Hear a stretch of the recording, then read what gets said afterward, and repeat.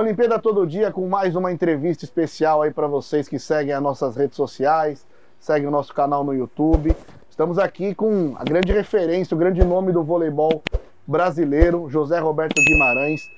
5 medalhas olímpicas, logicamente 3 de ouro, uma prata e um bronze, mas eu comecei falando de 5 medalhas olímpicas porque eu costumo exaltar que a medalha em si olímpica já vale mais até do que o ouro em si, né? Porque muita gente fala só tricampeão, mas são 5 medalhas, né? E também estamos aqui com o nosso companheiro Fernando Gavini. Mas primeiro, Zé Roberto Guimarães, obrigado aí por ceder um pouco do seu tempo para falar com a gente do Olimpíada Todo Dia. A gente que acompanha esportes olímpicos 4 anos, né? Então, a galera que quer acompanhar voleibol e outras modalidades é só ir lá acompanhar a gente. Obrigado.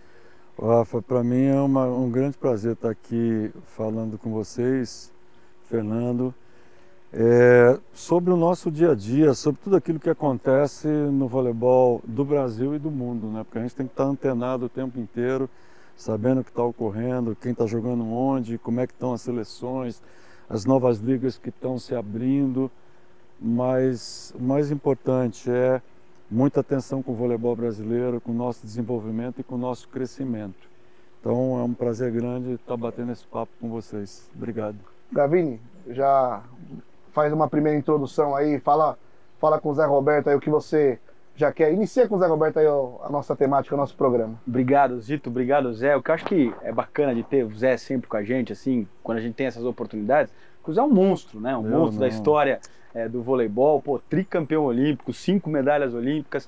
O cara tá na seleção brasileira desde 92, né? Se a gente pegar da época do masculino e tal, foi campeão olímpico lá em 92. Eu tinha 15 anos de idade, eu lembro certinho de ter acompanhado aquilo tudo, mas o que mais me encanta no Zé é a humildade do cara, entendeu? Chama todo mundo pelo nome. Eu me lembro que uma vez, eu ainda estava na TV Gazeta, ele recebeu a gente para uma entrevista na antevéspera de Natal, dia 23 de dezembro, abriu as portas da casa dele para receber a gente. Então é sempre um prazerzaço estar ao lado do Zé, por toda a história dele e por ser esse cara humilde que ele é. Quero falar aí. Fernando. Desculpa, Zé, desculpa. Não, eu que agradeço, eu fico...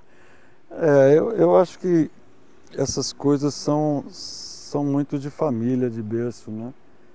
Eu acho que a gente teve tanta dificuldade na vida para melhorar, para evoluir, para crescer, né?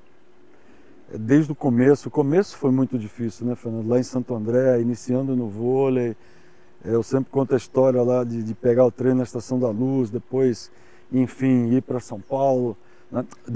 Pegar o trem lá na Estação de Santo André, descer na Estação da Luz, ir a pé até a Praça das Bandeiras, para ir para os clubes. O treinamento que era difícil, nós não éramos profissionais, todo mundo trabalhava, treinava. Era um outro vôlei, né? Não era pensem outro que é esse vôlei, vôlei de hoje. Mas é uma coisa que marcou muito a nossa história, a nossa vida de romantismo, de paixão pelo que você está fazendo e as pessoas, né? Eu acho que eu fui um cara que recebi muita oportunidade. Eu acho que também, lógico, as pessoas têm que ver em você um cara que queira fazer, que quer aprender, que corre atrás, né, que está sempre disponível, que é comprometido com aquilo que faz. Eu acho que é importante. A minha vida dentro do vôlei, ela sempre foi assim, sabe? Desde pequeno, com o meu primeiro técnico, Lázaro de Azevedo Pinto, com o professor de Educação Física, Valdemir Romani. Eu acho que eu aprendi tanto com essas pessoas, sabe? De como as coisas precisam ser, como elas vão acontecer, dependendo do seu trabalho, das suas atitudes. Eu acho que é isso, é o mínimo que a gente pode fazer, né? E a gente vai aprendendo com pessoas como ele, né? Teremos uma aula aqui nesses minutos aqui de conversa. Quero avisar para nossa audiência que falaremos muito de quadra e bola, mas a gente vai começar por um tema que às vezes muita gente não valoriza, porque não está vendo o jogo em si. Mas é essencial para que os times sobrevivam, os clubes sobrevivam e as confederações também, né? Começando primeiro de uma forma mais ampla, né? Que é falar de Confederação Brasileira. O Banco do Brasil já está há um bom tempo lá, mas Melita agora entrou, né, patrocinando a Superliga, a Copa Brasil, também o circuito de vôlei de praias brasileiro, né? E tem o Zé Roberto como também um embaixador aí da marca na modalidade.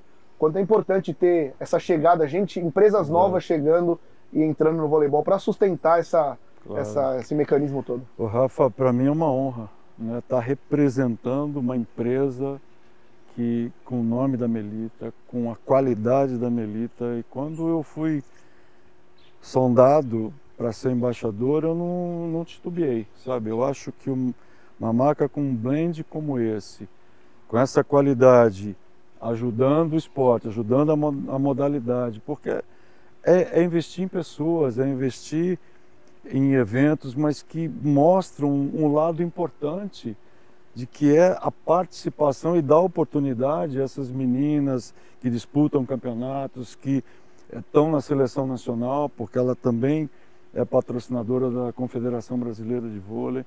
Então eu estou muito feliz de estar representando a Melita, da gente estar podendo caminhar juntos nesse processo, nessa trajetória, e que essa parceria com o voleibol brasileiro seja duradoura, muito longa. Ô Zito, falando nessa parte de marcas, patrocinadores envolvidos com o esporte, onde a gente está? A gente está no Sportville, que é o centro de treinamento do Zé Roberto, que existe há 30 anos, mais de 30 anos, né, Zé? E tem uma estrutura espetacular aqui, um hotel, né, para as jogadoras ficarem. Então tem jogadores das categorias de base que ficam aqui. Então é aqui que que acontece a estrutura do Barueri, né, da equipe do Barueri. E lá no ginásio está tendo treinamento, por isso que a gente está fazendo a entrevista aqui. Inclusive, Gavinho, eu estou pensando nem ir embora, ficar por aqui. olha a estrutura que tem esse espaço. E tem quadra de tênis lá, um campo de futebol. Não vou falar que eu jogo tênis perto do Zé, que vai ser vergonhoso para mim. Eu só bato bola. Mas o que eu quero dizer com isso é que tudo isso daqui tem um trabalho de formação espetacular que o Zé Roberto faz aqui com o time de Barueri. E teve muito perto de parar, né, Zé? Por falta de apoio, você conseguiu fechar novos patrocinadores. Graças a Deus. A gente hoje tem parcerias que foram muito importantes para que as coisas continuassem, né? Porque se continuasse da mesma forma como estava antigamente, a gente ia ter que parar, porque eu estava descapitalizando a família cada vez mais. E aí apareceram Paulistano, Clube Atlético Paulistano, e também a Flor de P Barueri, Flor de P, que está ajudando a equipe de Barueri nessa caminhada, bem como outros patrocinadores menores, mas não menos importantes, que estão nos ajudando. E outra coisa que está sendo extremamente importante, Fernando, e que não pode acabar, e rogo para que isso dure muitos anos, é a lei de incentivo ao esporte. Que você não pode pagar a jogadora ou do adulto profissional com essa verba. Você pode pagar profissionais, né, técnicos, fisioterapeutas, médicos, toda essa parte do staff, vamos dizer assim, da comissão técnica, mas jogadora não. Então o que está segurando, o que nos ajuda muito é realmente ter essa lei de incentivo para as categorias de base e também para o adulto. Uma grande colaboração. E lógico que quanto nós tivermos mais patrocinadores, melhor. O que acontece? É que a gente nunca tem conseguido manter essas jogadoras mais de um ano juntas, né? A gente trabalha, elas saem das nossas categorias de base e vão para os outros times. Não é como no futebol, que tem a lei do passe. O vôlei, basquete, futsal, todas as outras modalidades, natação, atletismo, não tem lei do passe. Eu acho que nós deveríamos, pelo menos, proteger os clubes formadores. Sabe? Tem que ter uma lei que abranja melhor isso, para que você tenha um retorno também em prol da equipe. Vamos ver se no futuro a gente consegue uma legislação. Jogadores. Exatamente. Hoje a gente tem 105 meninas no projeto. A gente tem uma de parceria. Qual idade? A partir de qual idade? A partir de 13 anos, 12, 13 anos. A gente tem uma parceria com a Prefeitura Municipal de Barueri, que trabalha o sub-14, sub-15, né? A partir do 12 a gente já está trabalhando, que é um excepcional trabalho com a Dualdo e com Cunha. E depois elas vêm 15, 16, dependendo, elas já estão vindo para a nossa equipe de base, sub-17 com o Serginho. E aí seguem sub-19, sub-21 e adultos. 50%, Fernando, do nosso time é composto por jogadoras da base. Então é um processo muito legal. Agora a gente tem que manter essas jogadoras mais tempo juntas, para que a gente consiga cada ano está melhorando, elas também podendo jogar, que muitas saem com ofertas melhores financeiras. Aí chegam nos clubes, praticamente não jogam. Não jogam. Aí ficam no banco, param o desenvolvimento e isso é muito ruim. Zé, para a galera perceber o tamanho disso daqui que a gente está falando, cita algumas jogadoras que saíram daqui e que estão aí pelo mundo. Que estão pelo mundo. Hoje a gente tem duas que estão, a Diana que está na Turquia e a Tainara que está na China, né? Depois a gente tem que também passou por aqui a Lorraina, mas a Lorraina não começou aqui, ela passou por outras, a Lorraina é de São José, depois ela passou pelo Pinheiros, depois ela veio para cá. Aí saiu daqui, foi direto para a Europa, passou pela Itália e Japão. Depois nós temos, quem mais? Que sai Jaqueline, que está hoje no Pinheiros, passou pelo Minas, Quênia. Giovana, teve 4 anos, hoje está no Osasco, levantador. Eu espero que ela não tenha sofrido nenhuma lesão joelho, né? grave, eu não sei o exame, grau, né? O grau da lesão. Mas enfim, algumas que eu citei que passaram por aqui, bom, das 20 jogadoras convocadas, 11 tiveram no projeto. Se a gente for falar de Lorena, hoje está no Rio, Lorene, Naemi, Natinha, Érica, Ana Cristina. Ajuda aí, Rafa. Mas olha o tamanho disso, Rafa olha a importância. Não revelada, mas assim... Quem mais? As Fran. A Fran que está no Minas? Que está no Minas, levantadora. Carol Tormena. No Maringá. Que também está no Maringá. Vixe, muita gente boa. Olha só. O que timaço que dava para fazer com isso. Muita gente boa. E você vê que interessante, né? Às vezes a... Paulina, que está no Maringá. A Paulina, que está jogando muito bem no Maringá essa temporada. Bem. Fazendo uma ótima temporada.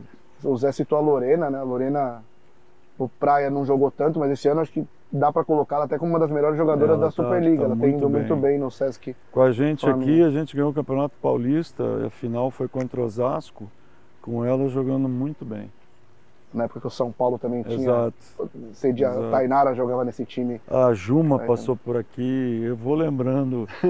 Eu não gosto de citar muito o nome, Fernando, exatamente porque você sempre esquece e fere suscetibilidades, né? As pessoas, ele não falou do meu nome, gente. Citou tantos, vão lembrar o que ele não falou.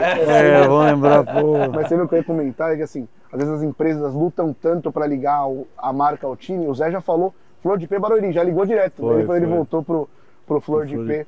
Mas eu queria entrar um pouquinho em planejamento também agora para 2025, Zé. Logicamente que você gosta de trabalhar, então se dependesse de você, você estava em algum clube trabalhando, né? Teve que acabou saindo da Turquia, mas de certa forma isso dá mais tempo para você pensar também em seleção brasileira, né? A gente tem a Liga das Nações, que começa dia 4 de junho, a gente vai querer saber de você quando que você planeja se apresentar, até porque tem a final da Champions League, Final Four 3 e 4, sabemos que a Gabi vai estar lá, porque o Corneliano não perde para ninguém, e grande chance da Ana Cristina também estar lá, né? Então como você está planejando esse início de trabalho em 2025?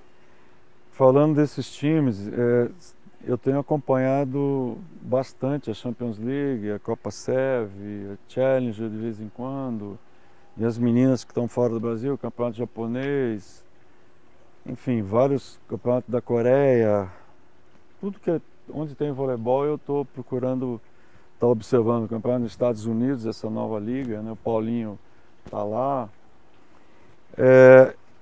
A gente está planejando, Rafa, assim, começar o treinamento da seleção com as jogadoras que saírem dos playoffs já na segunda quinzena de abril. A gente começa a jogar no dia 4 contra a República Tcheca, depois, em seguida, nós temos Estados Unidos, depois a gente joga contra a Alemanha e encerra no domingo de manhã contra a Itália. Então, essa é a nossa primeira semana no Rio de Janeiro de VNL. Depois a segunda etapa é na Turquia e assim depois seguimos para o Japão e se nós nos classificarmos é Polônia, né? Por enquanto a coisa está dessa maneira. O planejamento está pronto, agora a gente está observando as jogadoras para possíveis convocações, quantidade de jogadoras que a gente vai trabalhar, aquelas jogadoras que mais têm se sobressaído nos seus times pensando também na juventude. Esse ano nós vamos ter vários campeonatos em termos de seleções de base também.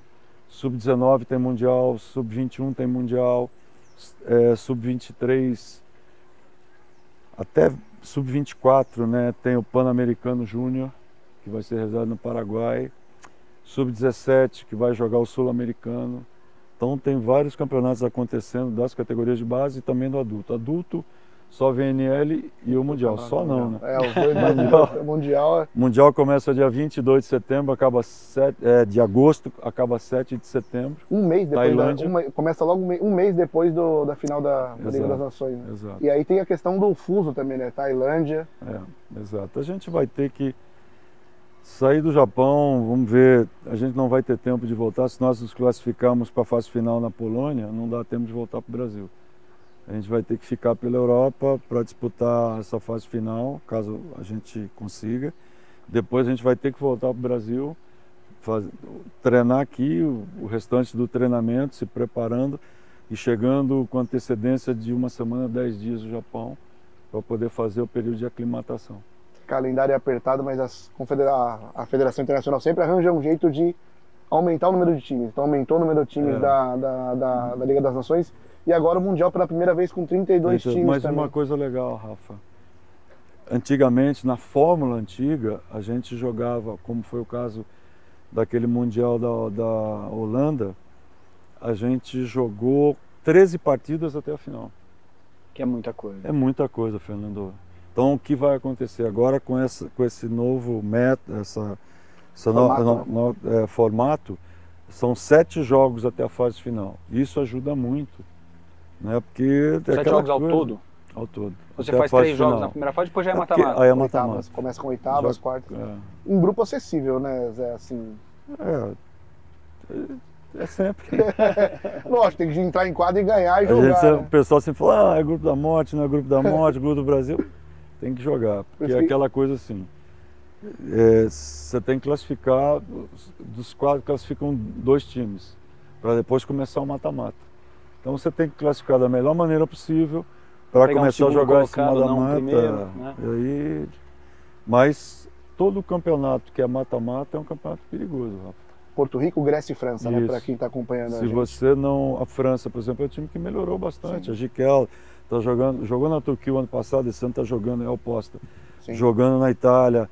A Casalt, que está jogando no time de Milão. Tem jogadoras boas, sabe? A Líbero, que eu joguei contra ela o ano passado, ela jogava no time do Paris, e que é boa. Então a França está evoluindo, melhorando muito. Tudo pode acontecer. A Grécia tem uma jogadora sua, né? Também. Antes, não sei se volta para a seleção. Enfim, é sempre perigoso. Não dá para hoje, com a internet, com tudo aberto, todo mundo sabe como é que todo mundo treina, como todo mundo joga. A atenção tem que ser 100% o tempo todo. Ô Zé, e essa é uma novidade, né, para 2025, que é o Mundial nesse ano, né? Porque antigamente o Mundial era disputado de 4 em 4 anos. Exato. E a partir de agora, né, o último foi em 2022, né? Agora, 25 tem o Mundial seguinte e 27 já vai ter outro. Então a gente tem 2 Mundiais nesse ciclo. Você gosta dessa mudança? Eu gosto porque eu acho que quanto mais jogos internacionais valendo você fizer com essa geração que nós temos agora, melhor. Né? Eu vou te dar exemplos. Né? A gente, em 2008, a gente tinha programado um X número de jogos. Mas ali nós tínhamos uma equipe um pouco mais experiente, né? Como era o caso da Fofão, Valeuska, jogadores que já tinham participado de um processo já em evolução, algumas mais jovens, o caso da Sheila, da Mari, que a Mari já tinha participado em 2004, depois continuou na seleção 2005, 6, 7, enfim. Por isso que eu te falo, já na 2009 a 2012, a gente estava recebendo 2 levantadoras jovens, que tinham poucas experiências internacionais, que era o caso da Fabíola e da Dani. Então a gente optou por jogar mais nesse ciclo. Apesar de nós termos jogadoras atacantes mais experientes, as levantadoras eram mais jovens e que precisavam jogar mais. Então depende muito daquilo que você tem nas mãos, né? Esse grupo agora é um grupo mesclado, né? Você tem levantadoras experientes, você tem atacantes jovens, algumas na metade ali, já com uma grande experiência internacional, o caso da Gabi, por exemplo. Mas Júlia, Aninha, Júlia Cudes, Diana, Lorena, são jogadoras. Eu vou citar nomes, já vai começar a virar a convocação, estou dizendo, possíveis jogadores. Esqueceu aquela, outra. Não, ó, vamos fazer o seguinte, não esqueci ninguém, citei algumas Boa, que podem estar ou não, porque a gente não sabe o futuro, o dia de amanhã, o que vai acontecer. A gente espera que ninguém se machuque, que ninguém se lesione, mas são jogadores que já estão no radar há algum tempo, alguns anos, né?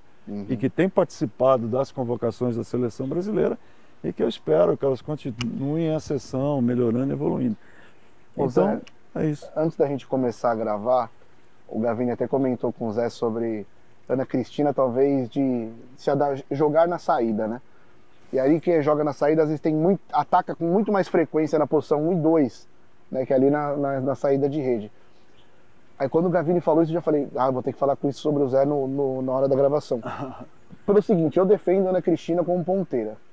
Porque se você olhar o cenário brasileiro, Zé, os principais clubes brasileiros contratam estrangeiras de ponteiras de definição. A gente tem poucas jogadoras de definição na ponta. A maioria são o que as pessoas chamam de ponteira de composição que o Brasil tem. Então faltam jogadoras com essa característica. A gente tem a Ana Cristina, né? E uma jogadora com boa estatura, mas é bem jovem ainda, está oscilando, primeiro ano como titular agora, é Helena, no Sesc Flamengo.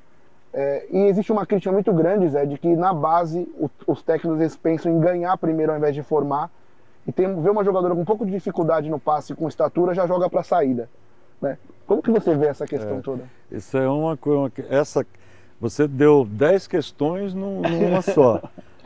É uma dissertação agora, né? É assim. Não, o Rafa sabe tudo. Mas é muito boa a sua pergunta, Rafa. É assim, eu vou te dar um exemplo de 2008. Você fala de ponteiras de composição. A gente optou por... A Mari jogava como oposta, jogou como central no começo da carreira dela. A gente jogou a Mari para a entrada de rede, porque a gente achou que precisaria de uma ponteira de 1,90 m, bloqueando e atacando na posição 4, mesmo sabendo que ela ia sofrer um pouco no passe. A gente trabalhou tempo, né? Ela podia fazer as duas posições, ela era uma jogadora extremamente versátil, e isso ocorreu de uma forma muito boa. Tanto é que ela fez a Olimpíada dos Sonhos também pra gente, e ela jogou muito bem. E ela E uma dupla com a Paula, que também é considerada de definição. Então, teoricamente, você correria muito riscos no passe. Exato. Ali. E a gente correu risco, mas elas estavam muito bem nas bolas altas. Então, dá para correr esse risco? Dá. Quando você tem jogadoras que não têm um passe excepcional, mas que não estouram muito passe, que conseguem deixar a bola mais ou menos tranquila ali para a levantadora e que recebam um levantamento de bolas altas, e que ela consegue com duplo, com triplo, virar essa bola, sem problema nenhum, não precisa jogar rápido, não é isso que a gente quer. A gente quer ter jogadores que virem, seja bola alta, bola rápida, qualquer bola. Não é que eu preconizo um jogo rápido, eu acho que se você tiver jogadoras baixas, né, jogadoras que não tenham essa capacidade de um ataque de bolas altas, se você não tiver um bom passe, fica comprometido, né? Você consegue fazer um bom jogo? Consegue. Mas depois do quarto, quinto set, você atacando contra bloqueios de 2 metros de altura, 1,90 m de altura, triplos, você vai ter que ter muita perna, muito braço para poder virar. Então, esclarecendo, porque senão o pessoal já vai dizer, não é que eu gosto de jogo rápido, eu gosto, porém, eu gosto de bolas altas. Por exemplo, quando você defende um ataque que vem a 100 por hora, 110 por hora, que é o caso da Vargas, dificilmente você vai conseguir dominar bem essa bola. Consequentemente, a bola vai sair da linha dos 3, você vai ter uma bola alta. E você vai ter que virar aquela bola alta com triplo no contra-ataque. Então a gente treina tudo, Rafa, a gente tenta dar esse portfólio, essas ferramentas todas para jogadores. E a Aninha é uma excepcional atacante de bolas altas. Ela consegue jogar com velocidade? Também. Ela tem que ser uma jogadora eclética, versátil. A Aninha tem que atacar todos os tipos de bola. Para ela é bom, não só bolas altas, bolas também com velocidade. Porque é aquela coisa da adaptação do time do outro lado. Se você tem muita oscilação, você sabe que ela só ataca a bola alta. Eu ajudo a primeira bola, como eu sei que a bola é alta, eu não preciso acelerar. Eu estou na primeira, ajudo a primeira bola como central, como posição 4, a bola vai sair alta, eu fico paradinha. Não saiu a bola de tempo, eu saio para a bola alta. E ela atacando bola alta nas 5 sets, ela vai ter dificuldade uma hora. Entendeu? Acho que é com todas as jogadoras, né? No mundo, É. e como todos os jogadores masculinos do mundo. Ninguém é super-homem. Então, a gente tem que ter tudo, que eu acho, Rafa. A gente tem que ter bola de velocidade, bolas altas. Ela tem que saber largar bem, ela tem que saber mascarar os golpes dela para todas as posições. Ela tem que angular bem. Ela tem que saber o que ela está fazendo com a bola e com o tipo de bloqueio que ela vai encontrar. Mas eu confesso que quando eu vejo jogadoras altas jogando na ponta, mesmo sofrendo, me dá um otimismo. Claro. Por exemplo, a Helena, Claro. a gente entrevistou na Kobe Expo, que o Pinheiros estava lá, a Carol Grossi, que está jogando na ponta agora, essa temporada no Pinheiros, que é uma jogadora com Que estatura. também passou pela nossa base. É. Aí É você, de Guarulhos. no Paulista, o Vagão chegou a usar a Giovana de ponteira. Né? E A que Giovana foi tem- bem. É. Mas eu já usei a Giovana de ponteira. Entendeu? A Giovana passa muito direitinho. É uma jogadora de 1,90 m que tem o dom do passe. Então é outra jogadora que não é que ela vai jogar só como oposta. Também, vamos esclarecer, Rafa. Também ela pode te dar essa opção. Quanto mais opções a jogadora te der, melhor é para o time. Que muitas vezes você precisa. Você tem casos de contusões da equipe. E muitas vezes você tem que deslocar uma jogadora para essa posição. E se ela não estiver preparada e não tiver o dom, ela vai sofrer mais. Então o que eu procuro fazer nos treinamentos? Que as jogadoras tenham essa qualidade de passe, que elas treinem também, mesmo sendo opostas. Que as centrais ataquem bem pela frente, ataquem bem por trás da levantadora, e não que ataquem até bolas de fundo. Que elas saquem todos os tipos de saque. Não é que eu não gosto de viagem, eu adoro saque e viagem. Mas você precisa treinar. Eu acho que tudo é treino, é repetição. É você estar ali, entendeu? Tentando encaixe, lançamento. Tem tanta coisa que tem que treinar e personalidade. Só que o saque e viagem, por exemplo, falando do saque, você tem que sacar o viagem para ser contundente, agressivo, acima de 90 por hora. Porque o Senão- viagem, se não for agressivo, ele fica mais fácil até de passar. Né? Mais fácil. Para quem tem boa técnica, é mais fácil. Mesmo quem não tem o dom do passe, porque é defesa, né? Então, a gente precisa esclarecer, porque muita gente fala, eu gosto sim, adoro. Mas tem jogadoras que têm o dom, têm a qualidade de saque, que conseguem sacar, e tem outras que não têm mecânica. A mecânica, Rafa, você falou da base. Toda mecânica, ela tem que ser preparada na base. E se você não preparar essas mecânicas, essa técnica do bom fundamento na base, chega no adulto, você tem que dar 5 passos para trás para poder melhorar o jogador. Você perde muito tempo. Então, você falou uma coisa, na pergunta que você fez com abrangência, você falou assim, os técnicos na base querem ganhar campeonato, não foi isso? Uhum. Muitos partem desse princípio. Aqui a gente não cobra ganhar campeonatos, mas mesmo assim os próprios técnicos se cobram de entregar bons resultados. Eu sempre digo para eles, entreguem jogadoras com bons fundamentos, jogadoras com qualidade, que saibam fazer bem uma boa manchete, um bom passe, um bom levantamento, que saibam manusear a bola para um lado, para o outro, que tenham um bom sincronismo de passadas, que tenham, sabe, qualidade na técnica dos movimentos. Então é isso que eu preconizo aqui. E jogadoras, quando saem de Barueri, eu posso te garantir que elas saem com uma qualidade boa de fundamentos, entendeu? Porque é o que a gente busca. E quando você tem uma jogadora grande, o Vagão fez muito isso com a Helena, o Bernardo está falando com a Helena agora no Rio, nas seleções de base, deixando ela passar, mesmo cometendo erros, mesmo tendo dificuldades, deixando ela passar. Ela pode jogar na saída? Pode. Ela tem bons movimentos, ela saca bem, ela tem um excelente bloqueio. Então ela tem qualidade, entendeu? Precisa melhorar a potência de ataque. Isso a gente pode dar para ela com o tempo, mas ela precisa se doar, ela precisa treinar, ela precisa repetir, e aí depende dela. Porque a única coisa que a gente não pode dar para ela, e ela já tem, Rafa, é a altura. Isso aí é... Ela já tem isso. Meio caminho andado. Meio caminho andado. Zé, a gente eu fiz uma pergunta ciclo... em várias, então eu vou deixar para você agora, Gavinho. Ele me apertou de todo lado, Rafa. Zé, a gente teve um ciclo curto, né, de 3 anos, e que a gente teve a seleção brasileira muito bem no Mundial 2022, uma queda em 2023 e um 2024 que foi muito bom. A seleção brasileira jogou muito na VNL, aí acabou no mata-mata, não conseguiu chegar à final, e a Olimpíada foi uma baita campanha da seleção brasileira que acabou perdendo a final para os Estados Unidos. A semi dos Estados Unidos, isso. Mas eu acho que deixou ali bons frutos para a gente, para esse ciclo de 4 anos, né, Zé? Eu acho que as perspectivas de futuro são boas. Fernando, a gente nunca teve mais de 8 jogadoras acima de 1,90 m.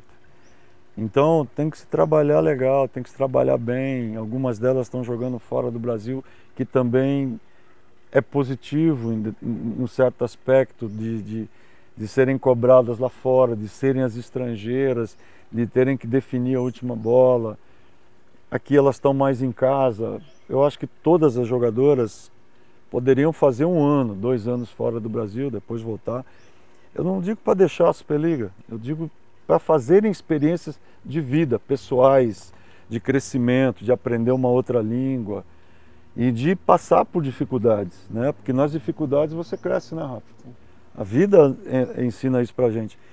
Eu acho que tem coisas boas acontecendo.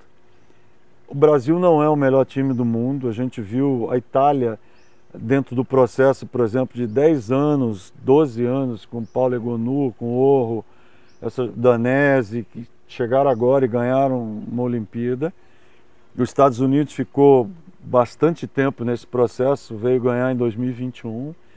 Então eu acho que a gente tem jogadoras de qualidade que vão participar de grandes campeonatos, de grandes desafios. Acho que elas vão crescer com isso, evoluir, melhorar. E eu estou muito feliz com o que a gente tem. O que eu acho é que a gente poderia ter uma quantidade maior do que a gente tem. De jogadoras. Eu acho que se a gente tivesse uma quantidade maior o Rafa falou assim, olha, nós temos uma quantidade de ponteiras de composição. Entendeu? Então a gente fala muito da diferença de jogar uma Superliga e jogar a nível internacional. É completamente diferente. Não dá para você comparar uma Superliga e quando você vai jogar uma semifinal olímpica, uma semifinal de mundial, uma final de mundial, final olímpica, entendeu? Ou quarta de final, que é o jogo mata-mata. Então as pessoas precisam entender que muitas vezes uma jogadora que eles admiram, que jogou bem a Superliga, né, que não foi convocada para a seleção, muitas vezes é porque no nível internacional, para ela vai ser duro. Né? E a gente sabe disso. Muitas vezes algumas jogadoras são testadas, muitas vezes elas não têm chance, mas não dá para a gente convocar todo mundo. Eu, por exemplo, Paulinho, os que são Tevagão, os técnicos da seleção, a gente gosta de trabalhar com contingente de 16, a qualidade fica boa, 18, compromete um pouco, 20, já compromete mais. O fã de vôlei quer que você convoque 25, Zé. Pra cima. Não, eu sei. Seria importante, pensando em seleção brasileira, mais jogadoras jogando competições do nível de uma Champions League, do Campeonato Italiano, do Campeonato Turco? Sim, muito. Porque quando a gente teve bons resultados, as jogadoras, algumas delas estavam jogando fora. Eu estava fora do Brasil, Paulinho fora, Claudinho fora. Muita gente aprendendo com as outras escolas. Hoje a gente tem bastante jogadoras fora. Tem. Um bom número. Tem, mas em comparação com as outras seleções, eu fiz um levantamento uma vez, Fernanda. Lógico que os Estados Unidos não tinha liga profissional. 264 jogadores americanos jogando nas ligas pelo mundo afora. 264. Muita gente. É muita né? gente. E forma tudo na universidade, né, Zé? A universidade, depois elas... Agora tem formação das ligas, tem 2 agora, e parece que estão querendo mais ainda. Liga profissional nos Estados Unidos. Nos Estados Unidos. Mas é isso, elas têm essas experiências fora do Brasil. E hoje, se a gente contar quantas fora, tem quantas? Que umas 30 brasileiras jogando fora ali? Não sei nem se chega a 30 nesse nível. Eu acho que menos. Mas no nível top mesmo, eu acho que é Ana Cristina e Gabi só. Porque jogam em times que brigam assim por... Rafa, mas na Ásia não entra nesse nível. Você dá nome, eu não posso dar nome. E aí já vão me dar paulada aí, dizer assim, não, mas o Rafa falou... Fui eu que falei, hein? Foi o Rafa que falou, não fui eu. Então, assim, tem mais gente boa jogando fora. Eu não vou citar nomes, mas o campeonato japonês, asiático... Bom, o campeonato japonês está melhorando, está evoluindo.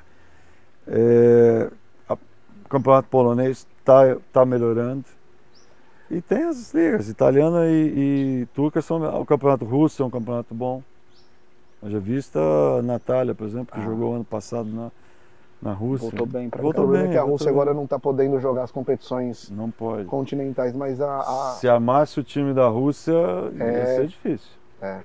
Mas eu ia comentar, vocês estavam falando do Japão, eu acho que é legal também falar de gestão de carreira, né? E eu considero que a Rosa Maria a melhor opção dela foi ir para o Japão.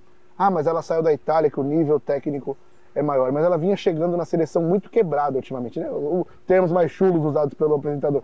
Sempre lesionada, sempre lesionada. E no Japão o calendário é mais ameno. E ela conseguiu chegar, pelo menos no ano da Olimpíada, digamos, melhor condicionada do que nos anos que ela vinha da Itália. Exato. E também uma coisa que a gente aprendeu, Rafa, foi de dar um respaldo para elas enquanto elas estão lá fora.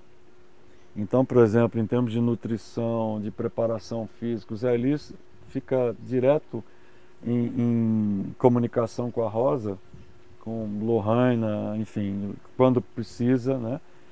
Quando elas também solicitam algum tipo de ajuda, e isso tem feito com que elas cheguem na seleção numa condição melhor. Além do que, são escolas diferentes. O Japão sempre preconiza a escola da técnica. Tanto é que eu me baseio muito na escola japonesa. Eu vim da escola japonesa.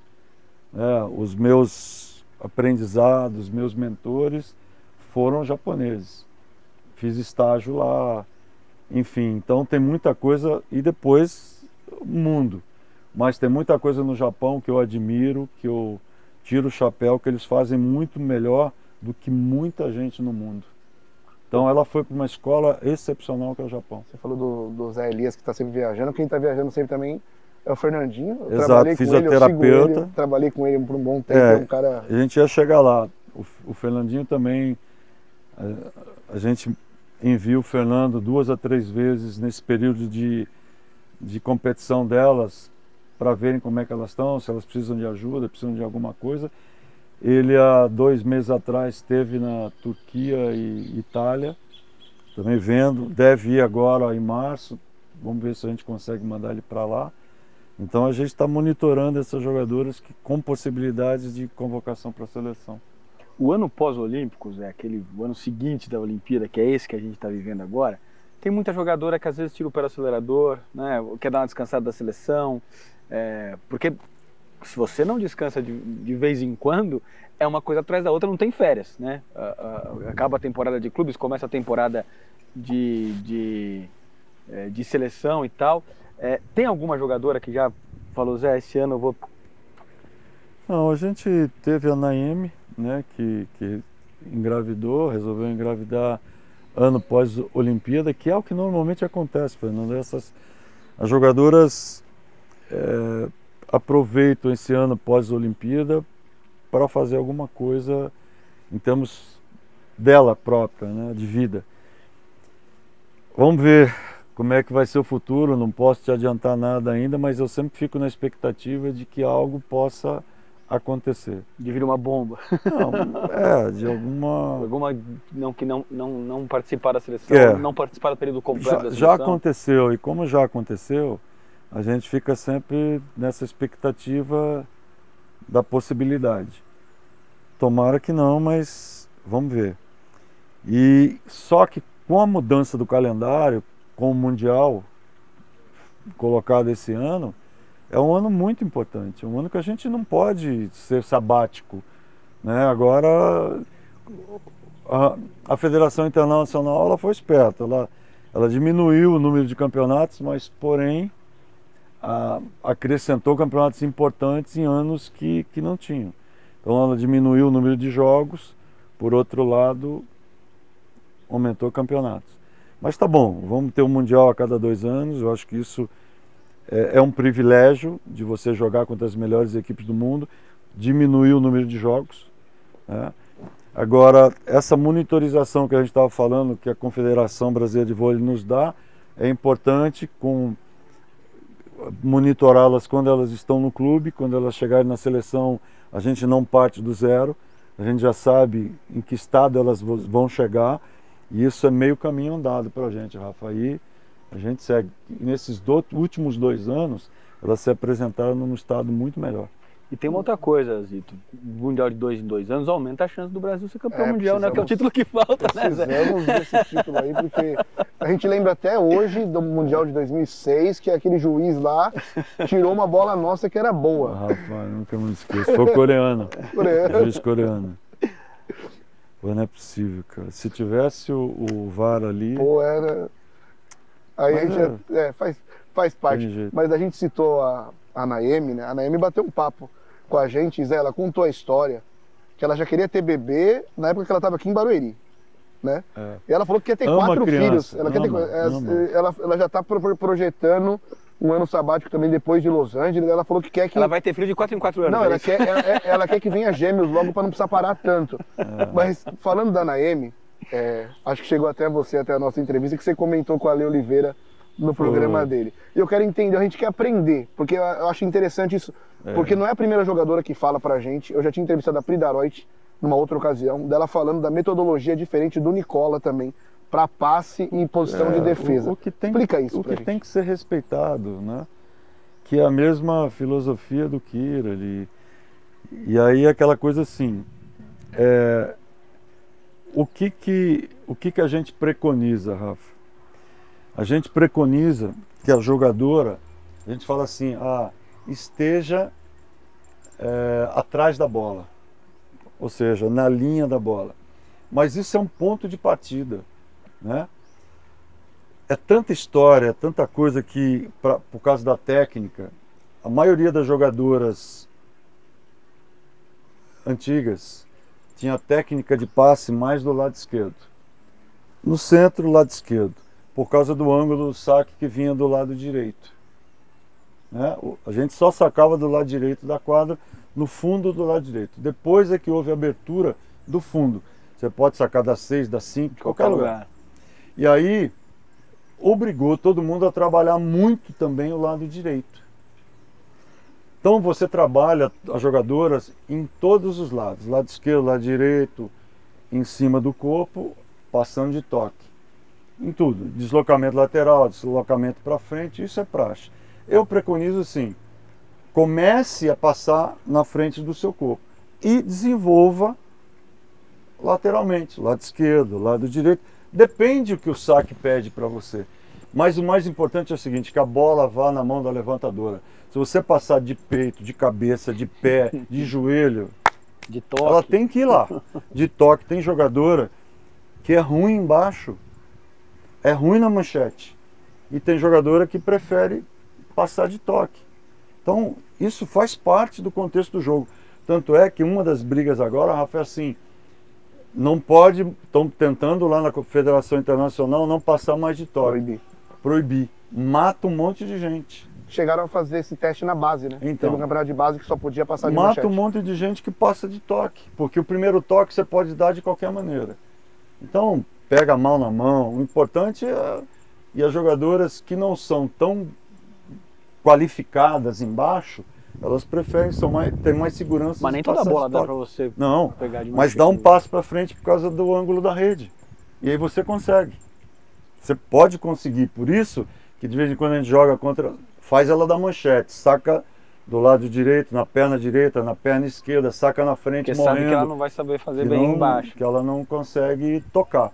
Que você tira o lado forte dela, entendeu, Rafa?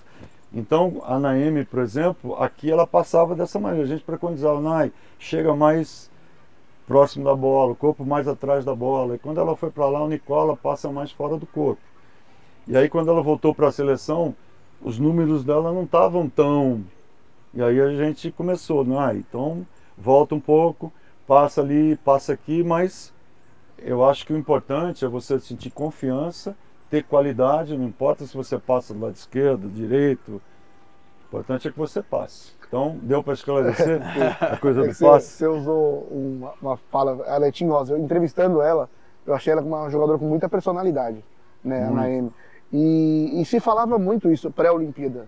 Pré-Olimpíada existia ainda um clamor de volta a Bright, porque o que se comentava era, né, muitos analistas e os fãs também, a Natinha passa bem, mas defende menos que a Naemi. E tinha esse problema de entre uma e outra, você acabou levando até as duas, né, para a seleção, mas eu acho que depois da Olimpíada acabou isso, porque a Naemi foi muito bem na Olimpíada, mas não é fácil para ela também, né, Zé? Porque assim, automatiza de um jeito por 7 meses. Aí vai para a seleção, é de outro. Aí depois sai da seleção, volta para o clube, é de outro. Né? É difícil. E o passe, Rafa, é um negócio que tem que deixar muito claro. Você tem técnica, mas é muito de confiança também.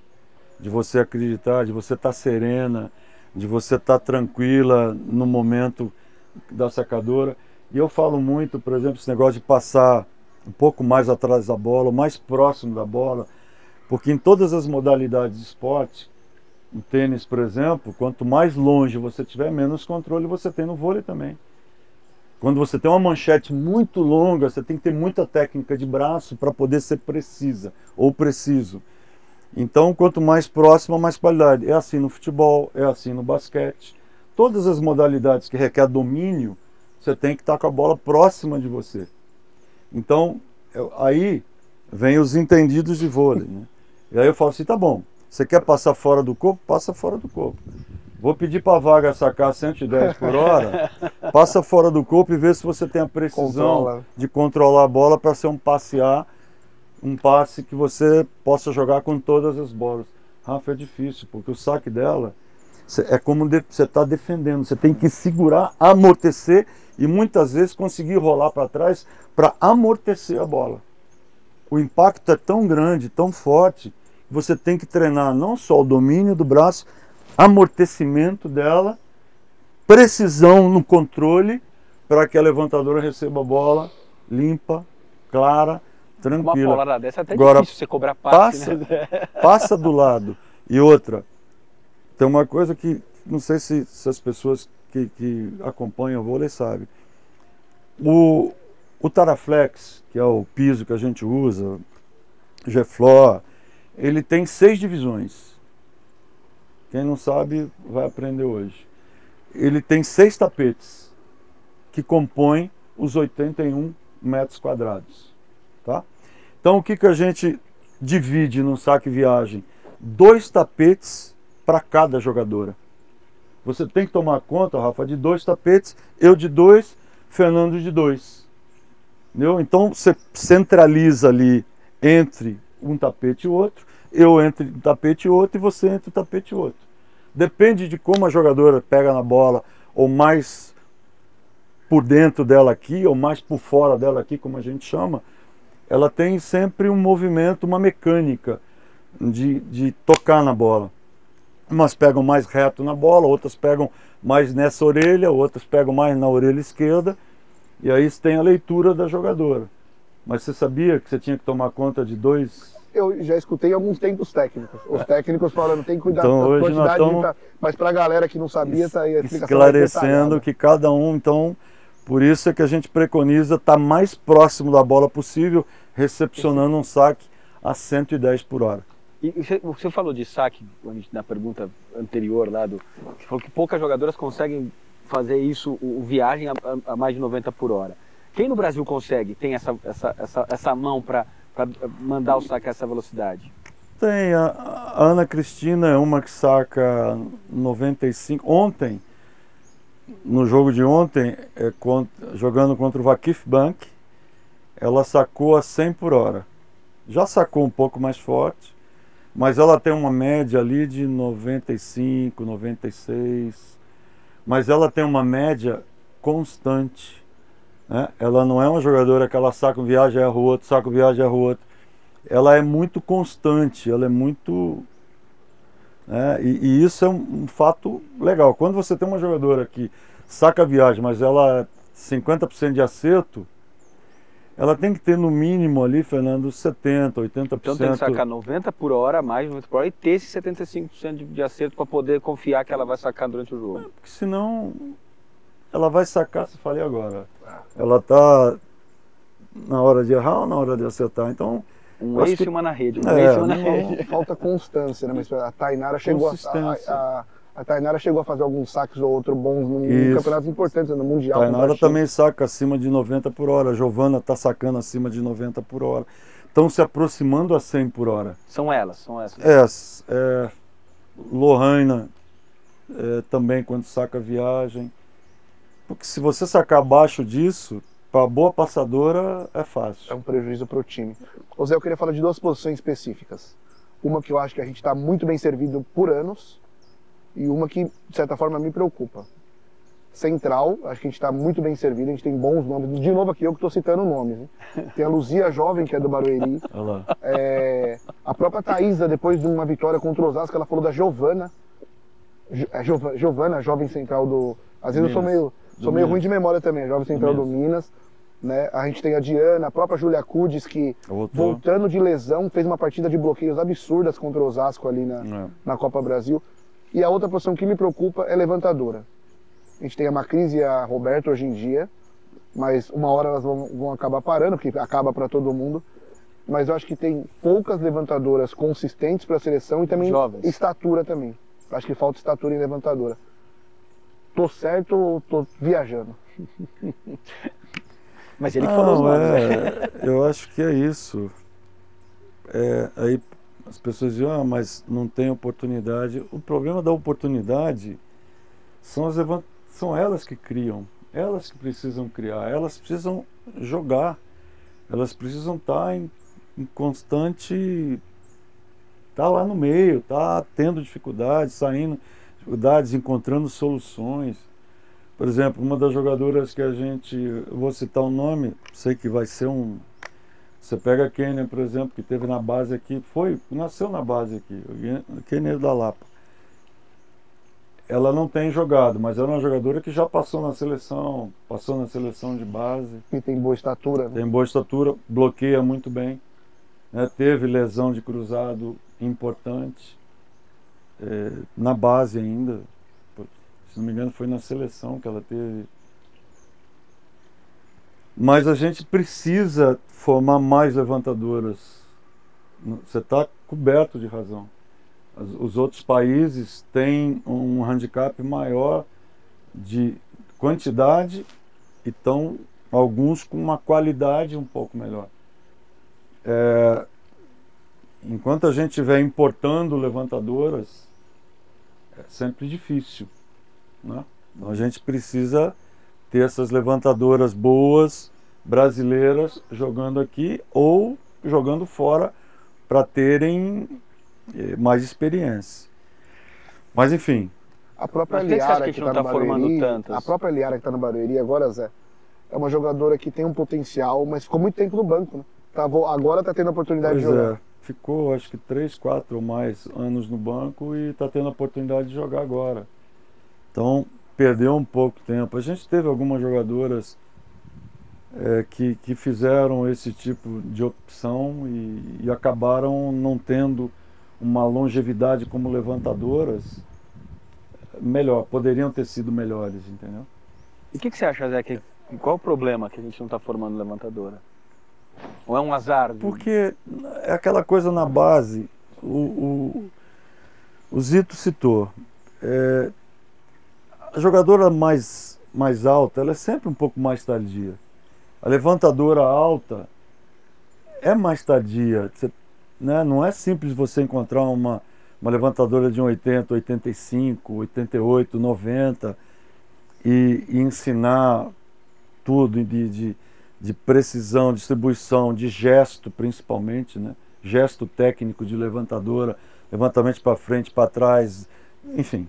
Aqui a gente vai ficar o programa inteiro falando sobre técnica de levantamento, mas eu acho que é a coisa mais de investimento mesmo, da própria base. Porque na realidade no Brasil são poucos times que investem na base. Principalmente os que têm mais, que ganharam mais títulos de Superliga, por exemplo, não investiam na base ou não investem na base. E isso é muito ruim, né? Então é um dado, isso é fato, não é. E ali, quem faz hoje bons trabalhos de base? Aqui o Barueri, o Pinheiros? Pinheiros faz, eu acho que o Paulistano também faz, São Caetano foi sempre um grande formador, Minas, o Praia formou um certo tempo, depois parou, Ipiranga, Clube Atlético Ipiranga forma. Tem muita gente que eu não vou saber, o problema é que eu não vou saber te falar tantos nomes. Tem gente, por exemplo, o pessoal lá de Nova Trento, de onde veio a Rosa Maria, que a Giovana passou pelo projeto. Então, Santa Catarina, Rio Grande do Sul, um grande polo formador era o Nordeste, Norte, Nordeste. Geograficamente, a gente tem problema. Mas um dos maiores polos formadores de grandes treinadores, Nordeste e Norte. Mas, infelizmente, a distância causa problema em função da quantidade de jogos que essas jogadoras têm a possibilidade de fazer. Antigamente, gozado, né? Se fazia mais. Mas se ia de ônibus, se ia de van. Os técnicos lá, eu lembro do Toroca, do Breno, do Zé Fuzil, e de todo mundo que eu lembro assim, que era meu contemporâneo, os caras botavam o time dentro das vans, dentro do que tinha, dos carros, E vinha. e saíam para jogar, vinham para jogar em São Paulo, no Rio e Belo Horizonte, se viravam de um jeito ou de outro. Hoje não acontece tanto isso, não sei, é difícil. Quando a gente está falando aqui, a gente fere sentimentos. Fernando, isso é complicado. Eu peço até desculpas de estar falando sobre isso, mas aparecia bastante gente, né? Aí tinha um outro detalhe. No passado, muitos times jogavam 4-2, chegava um time jogando 3-3. Você formava mais. Com o advento do 5-1, você teve uma limitação do número de levantadoras, com a quantidade de levantadoras no mundo, não é só no Brasil. Fico pensando assim, a gente já teve... A Fernanda Venturini começou como atacante, né, Zé? A própria Fabiola. Fofão. Fofão Era o atacante. Antes dela começar a levantar, quando eu encontrar Fofão na minha vida e eu na vida dela, Fofão era o atacante no time do Pão de Açúcar. Depois ela começou ali a tocar um pouco na bola com o João, com o Ari Rabelo. Foi quando eu cheguei no adulto e começou, eu peguei a Fofão na base ainda do Pão de Açúcar, jogando no juvenil. E aí começou a trabalhar fundamentos e eu tinha acabado de parar de jogar. Tudo que eu tinha aprendido com os meus treinadores, com o treinador japonês que eu tinha tido, que era o Nobuhiro Imai, acabei passando uma boa parte para o Fofão. E depois ela passou por vários outros treinadores que acabaram melhorando a Fofão em vários aspectos. De novo eu falando aqui, ó, você que é ponteira e tem uma boa estatura, mas a concorrência é muito grande, quer ir para a seleção, vai vir a levantadora, treina para ser levantadora, porque para mim é o que está mais escasso. Eu não vou dizer nomes. De uma jogadora que eu encontrei outro dia, boa atacante, 16 anos, vira levantadora. Você tem qualidade para ser levantadora, você tem tudo para se tornar uma boa levantadora. Não quero. Não quis? Não. Se é o técnico da seleção brasileira falando isso pra quero. mim na hora. Quer atacar. Geralmente o atleta quer ser o protagonista, É, eles acham não, que o essa eu levantador não é sei. secundário. Essa, na realidade, eu não vou citar nome, essa eu não sei se ela... É nessa linha. Mas ela quer atacar. Mas eu acho que normalmente, né? O cara que vai jogar futebol quer ser atacante, não É, quer ser quer fazer o gol, goleiro, quer ser o goleiro, quer ser é o isso aí. zagueiro. Mas o levantador tem uma função importantíssima no vôlei. Tem, né? mas não é qualquer jogadora que aceita essa posição. É difícil. É difícil. Normalmente as jogadoras menores são as que se adaptam mais rápido, que aprendem mais rápido, né? E a gente sabe, tem várias jogadoras com a estatura um pouco menor que são muito boas, que não é que são descartáveis da seleção brasileira, não são. Mas internacionalmente você precisa de jogadoras mais altas mesmo para levantador. Seria o problema assim, você precisa montar um time, Fernando, onde você não tenha pontos que sejam pontos que o adversário... Lacunas, né? Pontos fracos, né? Do Se adversário você explorar. tem uma levantadora que não tem um bom bloqueio, É ali que vão atacar. consequentemente, quando ela estiver na rede, eu vou te dar o exemplo do Japão com a Takeshita. A hora que a Takeshita estava na rede, era bola em cima da Takeshita. Agora, ela tinha um fundo de quadra excepcional, uma das melhores defensoras que eu vi na vida. Para cair uma bola na posição 1 em cima da Takeshita, você tinha que atacar muito bem. Então ela compensava e ela sacava muito bem, ela tinha uma precisão de saque fantástica. Mas ela, naquele fundamento, ela dava prejuízo. Então todos os times iam para cima dela. E é isso, quanto mais balanceado, quanto mais for o seu time sem lacunas, sem pontos fracos, mais equilibrado ele for, mais difícil é do adversário conseguir ter sucesso. A gente estava falando de trabalho de base, né? Lógico que a gente o Zé citou muito os do feminino, mas vale destacar também, né? O Vôlei Renata faz um trabalho legal em Campinas, né? No masculino. Faz. O Guarulhos agora está fazendo também lá no masculino. A base é fundamental para qualquer modalidade. A gente tem que levantar a mão para o céu para quem trabalha na base, enaltecer. Os projetos sociais que formam, Todos os projetos né? sociais, tudo é extremamente importante para tirar essa molecada da rua, tirar a molecada do celular, para dar uma oportunidade de vida, é praticar esporte, é uma ferramenta importante, né, para todo mundo. E a base é o princípio de tudo, é a paixão, é o amor que ela vai sentir pela modalidade, ela vai treinar sozinha, ela vai se doar mais, ela vai querer bater bola com as amigas na rua, no quintal, ela vai querer melhorar, ela vai querer disputar campeonatos. É isso que a gente precisa fomentar, Rafa. Senão... E se não for virar jogadora, vai ter uma cidadã, vai ter... É, o isso esporte aí. ensina muita coisa, Ensina o respeito ao adversário, ganhar, perder, faz parte. Eu acho que esse é um ponto super importante da formação, né, Zé? Eu acho. Porque não é só pensar no alto rendimento em si, mas isso vale para todas as modalidades. Todos. Quanto mais gente a gente estiver praticando esporte, você melhora a saúde do país, você melhora a educação do país. Principalmente. Né? Você falou duas coisas fundamentais, saúde e educação. Que tem que estar junto com o esporte. Tem que Eu ser não vejo a coisa separada, associadas. eu acho. E aí, naturalmente, no final, no topo da Exato. pirâmide, você vai ter mais gente. Exato. Mas você tem que disseminar essa prática, no mínimo uma prática por isso esportiva. que eu fico, as pessoas falam do Brasil de potência olímpica. Para a gente ter uma potência olímpica precisa investimento. Porque eu não vejo, você falou, a educação separada do esporte. É uma ferramenta que caminham juntos. Exato. É menos gente nos hospitais, menos gente doente. Eu acho que é isso. As pessoas aprendem a cuidar da saúde, sabem o que é necessário, né? Que seja caminhar, que seja correr, pratique uma modalidade de esporte.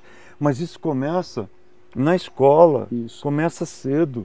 Você é um meio que te leva a pegar como referência, dizer, eu me sinto bem, eu quero fazer esporte, eu não vou ser um grande jogador de tênis, de vôlei, de basquete, mas eu vou participar, eu vou ajudar meu time, eu vou participar do time do bairro, do time da cidade, do condomínio, sei lá, qualquer coisa, mas participe, faça esporte, que esporte também ajuda a educar um povo. É isso que eu não entendo ainda na cabeça das pessoas que dirigem o nosso país. Esporte é educação, o esporte é uma ferramenta que aglutina, que agrega, que soma e que te ajuda a desenvolver as pessoas que se apaixonam por serem melhores, por ajudar na limpeza dos rios, na limpeza das ruas, a ser pessoas melhores, de evolução, de ajudar um ao outro, de solidariedade. Falei demais já. Guardei uma última para o final aqui, que a gente já está caminhando para o encerramento. Zé, falamos muito de jogadoras, formação. Agora eu quero saber sobre formação de técnicos. Porque a gente tem, além de técnico, você também é coordenador agora. Da mesma forma que o Bernardinho é coordenador do masculino. A gente viu o tanto que o Renan Dalzotto sofreu com as críticas quando o Bernardinho saiu e ele assumiu, e agora o Bernardo voltou. você e ele estão de novo na seleção, só que, como eu já falei outra vez, nada é eterno, uma hora ou outra vocês dois vão sair. Claro. Nós temos técnicos brasileiros prontos para assumir seleção. Como que você vê a escola de técnicos brasileiros atualmente? Rafa, eu acho que a gente tem uma boa escola de treinadores, boa. Mas ser técnico de uma seleção nacional não é fácil, porque não é só você saber técnica, tática de jogo, ser super estudioso, números e tudo mais, não é só isso. O problema é você aguentar a pressão de ser um técnico de seleção pelo que vai acontecer, de vitórias, de derrotas, porque aqui no Brasil é aquela coisa, segundo e último é a mesma coisa, né? Então você perdeu um campeonato, isso aí, se o time está jogando bem, o time está...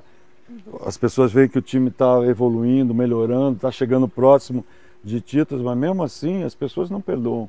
As pessoas no Brasil são muito cruéis em termos de críticas, né? Elas não poupam ninguém, jogadoras, técnicos. Não interessa a história que você fez, não, história, não né? interessa as medalhas que você ganhou. Passado. Ninguém ganhou nada, nem no colégio, medalha de honra ao mérito, em nota. Em nota, não estou falando nem em ter praticado esporte. Mas elas te criticam, elas ficam ali no sofá te criticando, falando por que não trocou isso, por que não fez aquilo, não acompanha o treinamento, não sabe do nosso dia a dia, mas estão te criticando. Aí tudo bem, isso aí a gente já aprendeu que é assim, que a vida é assim, e vamos tocando, porque o mais importante é a resposta que você dá para as pessoas que entendem de vôlei e para o mundo do voleibol, né? O que elas estão aprendendo, como elas estão evoluindo. Agora, técnicos, eu acho que nós temos bons técnicos que estão se qualificando para se tornarem técnicos de seleção brasileira. A gente tem uma boa escola, técnicos que estão sendo formados para isso, e eu acredito muito nesse legado que a gente está deixando. Agora, também esses técnicos precisam ter experiências fora. Não é só experiências dentro do Brasil. Quantos técnicos nossos foram convidados para ser técnicos fora do Brasil? Dirigirem times na Turquia, na Itália, na Rússia, nos Estados Unidos? Poucos. Então eu acho que esses que receberam convites, estão mais aptos, porque sabem da nossa realidade e sabem da realidade lá de fora, que acompanham em loco, têm a possibilidade de conversar com outros treinadores, de estarem vivendo outras culturas, de saberem uma outra língua. Então, Rafa, é tão abrangente essa história, tão abrangente essa situação, mas eu acho que a gente tem bons nomes e que eu mais torço é para isso, que o voleibol brasileiro se mantenha entre as melhores equipes do mundo por muitos e muitos anos. Zé, quero te agradecer muito por ter destinado um pouco do seu tempo. Estouramos bastante até do que estava combinado. Espero que você tenha curtido esse papo conosco. Quero agradecer também a todo mundo que acompanhou o nosso programa, deixar um grande abraço aí para a galera. E lembre sempre de se inscrever no nosso canal aí no YouTube. Vai lá, ativa a notificação para receber todos os conteúdos, as novidades. Então é isso. Tá aí mais uma entrevista especial. Obrigado também, Fernando Gavini, pelo papo conosco aqui, por ter compartilhado essa conversa com o Zé. O Zé falou que a gente entende um pouco de vôlei, então já saiu daqui né? um pouco mais feliz. Então valeu, galera. Até uma próxima. Tchau!